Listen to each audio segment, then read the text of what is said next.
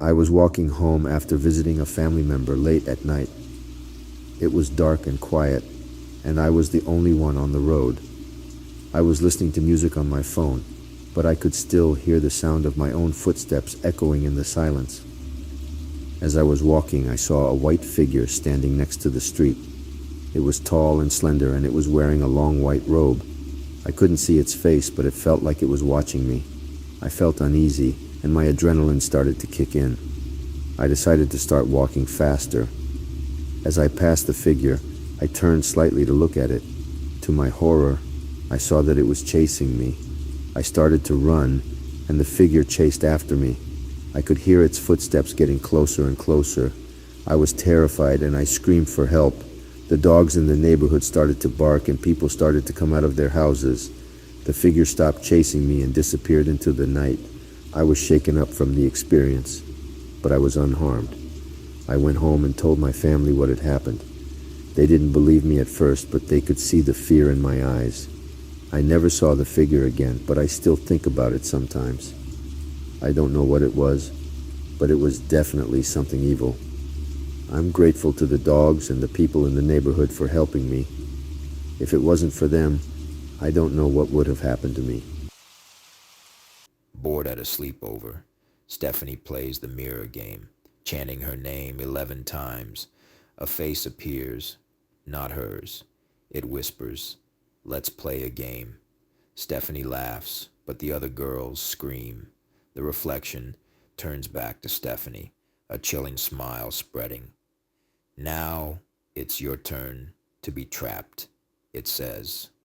The scariest thing that has happened to me while camping. So I live in Eastern Oregon, and my mom lives in Western Oregon. I went to visit her for the summer, and she's very outdoorsy, so we decided to take the 1-hour drive from her city to the coast. We end up at this free campsite at the top of this hill. Huge foothills of the coastal mountains, about a 25-minute drive from the top where the campsite is to the bottom where the main road was. And we were the only campers there. We relaxed for the rest of the day, made food, etc. A truck full of men drive up the hill and talk with my mom. Wasn't suspicious at the time, and they left us. Fast forward to the middle of the night. I woke up to my mom sitting straight up in the tent. I wake easily, so I heard her gasp, and it woke me. As soon as she saw I was awakened, she put her hand over my mouth because I was starting to ask her what's wrong. It was dead silent, and all of a sudden we heard footsteps right beside the tent. The little flap that covers the zipper was even moving. Thankfully, my mom has quick wits and said very loudly, "Kenny, grab the gun." Kenny is my dad, and mind you, he was not there. Just us girls, like I previously said. They left. No harm was done.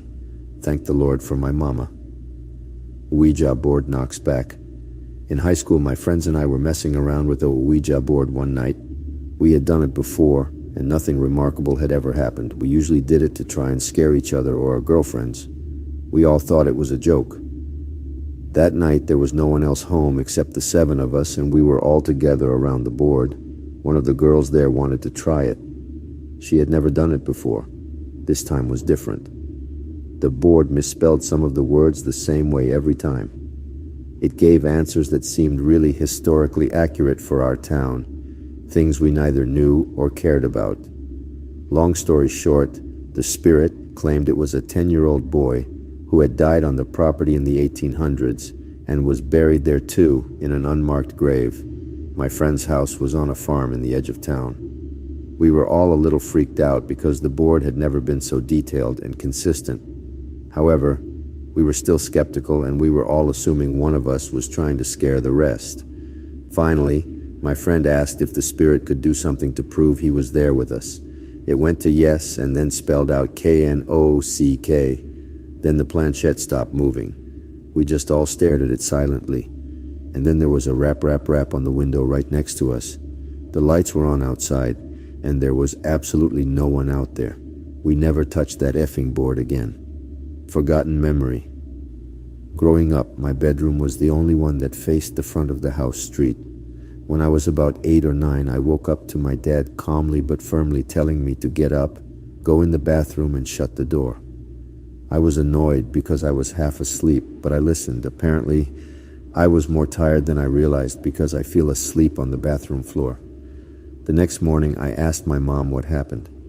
She seemed oblivious and confused. I looked at my dad like she was crazy, and I asked him why he had woken me up. He denied doing it. I was becoming frustrated to the point of tears, but I ultimately let it go. Fast forward to college. I was home one break and I decided to ask again. I had thought of that night off and on for years and it still bothered me. This time my dad goes, "Ha, I was wondering if you even remembered that." Turns out that a lot of houses on our block were being vandalized and robbed all those years ago. Someone had broken into the garage and was inside the house. My room was partially over the garage. My dad heard it happen and quietly got me to safety. Police were called, the guy ran. He was never caught, however, and my parents didn't want a terrified kid on their hands. So for years they pretended like nothing had ever happened. It wasn't supernatural, but it was unsettling for sure.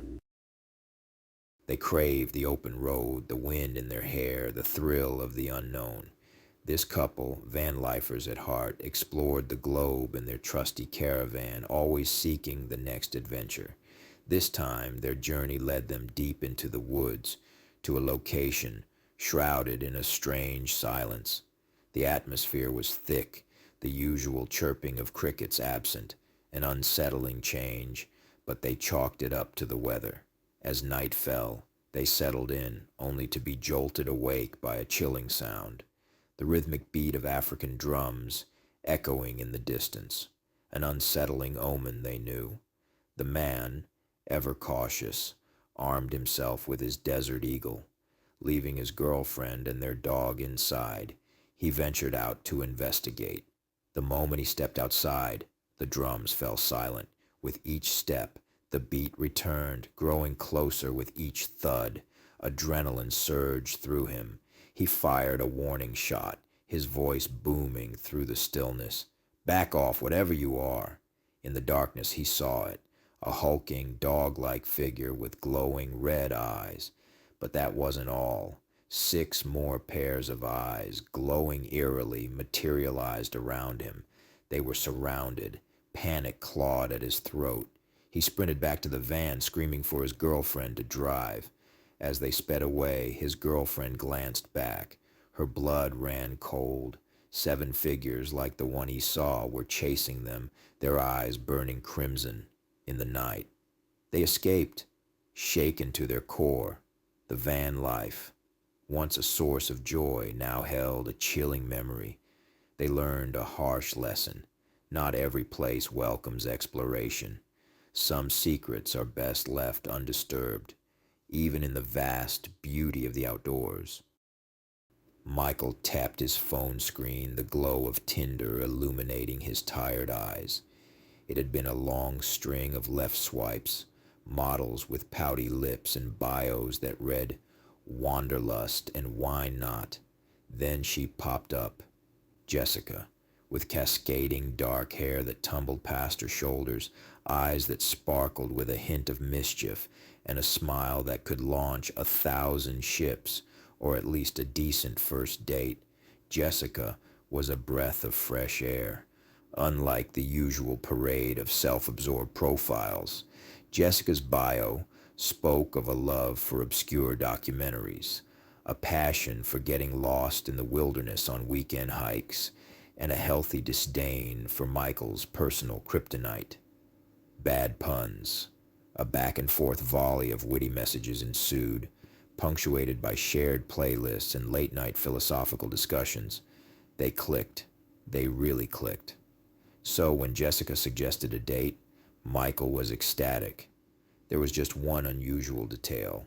She preferred a secluded park at 7 p.m., citing her introverted nature and a desire for a more intimate setting. Blinded by the promise of a genuine connection and Jessica's undeniable beauty, Michael readily agreed. Fast forward to 7 p.m. sharp. Michael, looking his best in a crisp button-down and jeans, pulled his sleek Mercedes into the designated park. The air hung heavy. the silence broken only by the mournful hoot of an owl in the distance. A shiver danced down his spine, but he brushed it off as a predate jitters, focusing on his phone, waiting for Jessica's text, confirming her arrival. Suddenly, a chilling sound shattered the quiet. A series of heavy footsteps, getting closer with each crunch of unseen leaves. Michael's heart hammered a frantic rhythm against his ribs. He wasn't a stranger to the outdoors, and these weren't the light, playful steps of a deer. He remembered his mom's recent birthday gift, tucked away in the center console. A compact pepper spray snuggled amongst his hiking essentials. Gripping it tightly, he prayed he wouldn't need it, just as a hulking figure emerged from the shadows, a giant of a man with a menacing glint in his averted eyes. Michael reacted on pure instinct. He'd taken a safety course for his solo camping trips, and the training kicked in. With a practiced flick of his wrist, he drew his licensed pistol, a precaution he'd always held on to despite occasional scoffs from friends. "Who are you? What do you want?" he yelled, his voice surprisingly steady despite the tremor in his limbs, aiming the weapon at the man's leg. A deafening gunshot echoed through the otherwise serene park. The man shrieked in pain, doubling over and clutching his foot as his phone tumbled from his grasp. The sound of a notification chiming confirmed Michael's worst fears. This wasn't Jessica. He'd been catfished. Relief washed over him in waves, quickly followed by a nauseating realization. He'd been lucky. His adrenaline subsided, replaced by a cold sweat of fear. Had he hesitated even a fraction of a second longer, things could have gone very differently.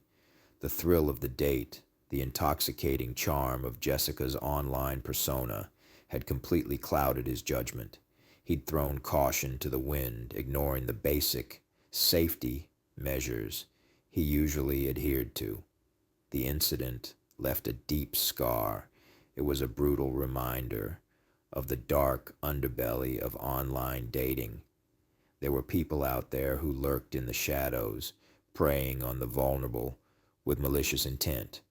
From then on, Michael vowed to be vigilant, public places only, friends informed about his whereabouts, no exceptions, and a healthy dose of skepticism, always.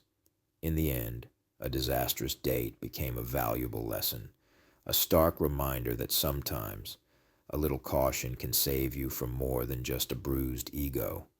It could save your life. Excitement coursed through me as I read the message on the dating app.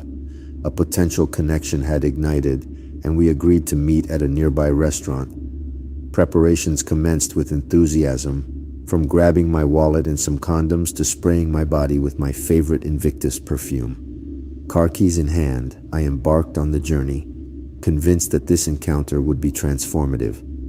Upon arrival, I texted her, and she directed me towards a table at the far end of the restaurant. Confidence surged as I approached, beholding a stunning blonde with captivating blue eyes. Introductions flowed effortlessly, leading us into a captivating conversation. Despite her enchanting appearance, I sensed something was amiss from her distant body language. Initially attributing it to shyness, I pressed on. Our exchange deepened, plans were hatched, and we decided to head to my place. Along the way, her phone chimed, prompting her quick dismissal of the notification. Smiles prevailed and conversation flowed, yet a sense of unease gnawed at me when I noticed a car tailing us in the rearview mirror. Tentatively mentioning the observation, she urged me to ignore it, attributing it to a drunk driver. My focus shifted to devising a strategy to outmaneuver the pursuing car. Ideas raced through my mind, overshadowing the date's appeal. Swiftly, I rerouted us towards the local police station, veering towards safety. The lady grew increasingly uneasy, inquiring nervously about the proximity to the police station. I casually mentioned living nearby, easing her concerns. As we approached the police station, 5 officers chatted in front. Bravely, I voiced my suspicions about her intentions, implicating her in the scheme. The police promptly intervened, requesting her phone, Anxious, she attempted to delete messages, but the officers intervened. Their discovery painted a chilling picture. Paragraphs detailing plans to drug, rob, and even murder unsuspecting victims like me. Swift action followed, leading to her arrest. Under interrogation, she exposed her criminal associates, unraveling a web of malevolence. An elaborate network of kidnappers and criminals was now within the clutches of justice. My intuition had proved astute, and thanks to my actions, a cadre of sinister individuals was brought to light. The incident served as a stark reminder that intuition and quick thinking can thwart even the most devious of plots. My journey for a romantic connection had evolved into a pursuit of justice, ridding the world of darkness one step at a time. Miguel, a janitor at a high school in Ecuador, was cleaning the building one late night. As he worked his way down the deserted hallways, an unsettling feeling crept in. Eerie sounds echoed through the emptiness, making him jump at every creak and groan. Curiosity, tinged with trepidation, led him to investigate a particularly loud noise coming from one of the classrooms. With a deep breath, Miguel pushed open the creaky door. A blood-curdling sight awaited him. In the dim light, a woman stood, with her head tucked grotesquely under her arm. Terror coursed through him. He flung his mop across the room and bolted out of the classroom, his heart hammering in his chest. He sprinted out of the school, adrenaline pumping through his veins. He didn't dare look back until he reached his bicycle. Mounting it, he pedaled furiously, glancing back every few seconds. In the distance, under the sparse streetlights, he swore he could see the figure chasing him. Panic fueled his speed. He pushed himself to the limit, the deserted streets blurring past him. Finally, he spotted a house with welcoming lights. Without a second thought, he flung his bike down and pounded on the door, screaming for help. A young man in his 20s, startled awake, answered the door, shotgun in hand. His father, a man in his 50s, emerged soon after. Miguel, babbling incoherently, blurted out his terrifying experience at the school. The kind family ushered him inside, calming him down and assuring him he was safe. Exhausted and shaken, Miguel spent the night at their home. In the light of day, Miguel rode back home, his encounter fresh in his mind. He recounted the whole story to his wife, and they both agreed on one thing. He wouldn't be going back to that school as a janitor. This story serves as a reminder. Always ask questions, and do your research before accepting a job, especially one in an unfamiliar place with a history you don't know. You never know what you might encounter in the dark. Thanks for joining us on Fright Scream. Remember, for more chills, subscribe and hit that notification bell. Until next time, sleep tight, if you dare.